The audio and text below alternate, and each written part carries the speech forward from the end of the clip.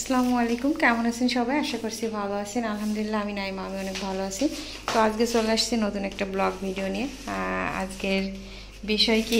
আজকের বিষয় হচ্ছে আমাদের এই যে ফ্রিজটা ক্লিন করা হলো। সামনে যেহেতু শীত এসেই যাচ্ছে আস্তে আস্তে, শীতের সময় কিন্তু এই আরও আইস পরিষ্কার করা অনেক কষ্টের। তো যার জন্য শীত বেশি করে আসার আগেই আমাদের প্রস্তুতি হয়ে গেছে যে মানে ফ্রিজটাকে আমরা সুন্দর করে ক্লিন করে ফেলবো।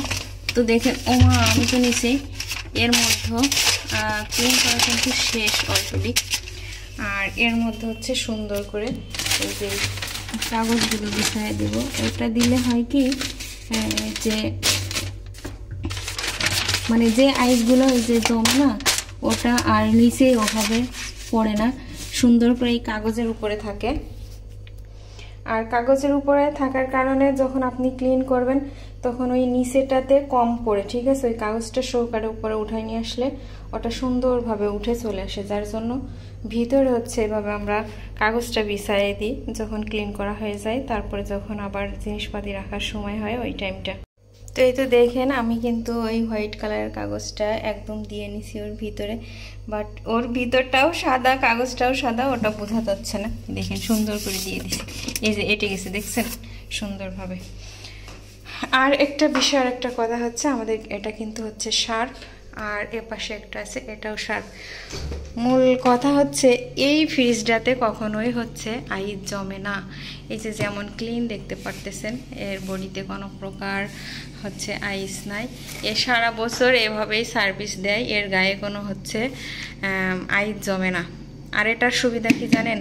এটার সুবিধা হচ্ছে এই ফ্রিজে যখন খাবারগুলো রাখা হয়, মাছ মাংস, আসলে আমরা অনেকেই তো অনেক দিন ধরে, বিশেষ করে ইলিশ মাছটা বা ছোটো মাছ হোক, যখন আমরা ফ্রিজ আপ করি, এটা কিন্তু 2-3 মাস পর যে কি হয়, একটা কেমন যেন গন্ধ করে, মাছের মতো এই মাছটা খাওয়া যায় না। কেন গন্ধ করে? এই যে এই ফ্রিজটাতে যখন আইস জমে, আইসালা মাছগুলো কিন্তু কেমন যেন একটা গন্ধ, ওই গন্ধের কারণে খাওয়া যায় না। বাট এইটাতে যেটাতে হচ্ছে আইস জমে না, এটাতে আপনি 6 মাস পর্যন্ত রেখে দেবেন, এটাতে কিন্তু কোনো প্রকার গন্ধ আসে না, কোনো প্রকার গন্ধ আসে না।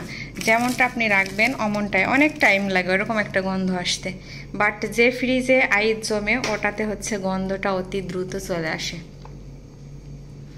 তো এখন হচ্ছে সব কিছু এর মধ্যে, ওই যে ওখানে রাখা আছে ওটা হচ্ছে এর মধ্যে ঢুকাইয়ে দিব।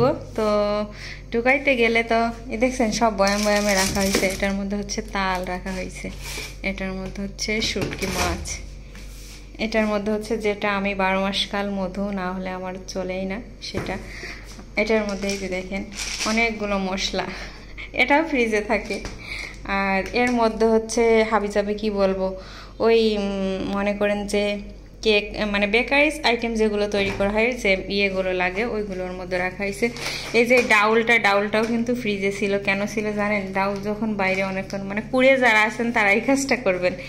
ডাউল বেশি করে নিয়ে আসলে অনেক দিন রাখলে হয় কি ওটা নষ্ট হয়ে যায়, ফেলে দিতে হয়। মাঝে মাঝে রৌদ্র দিলে তখন ভালো থাকে, কিন্তু এতটাই কুড়ে আমরা সবাই যে ছাদে আবার উঠে যাওয়া, গরম করে নিয়ে এসে রাখা একটা ঝামেলাকর মনে হয়। যার জন্য এগুলো হচ্ছে আমরা ফ্রিজে রেখে দিই। তো এখন হচ্ছে ওর ভিতরে উঠানোর পালা সব। এইবার উঠানোর পর তারপরে আবার ফিরে আসছে।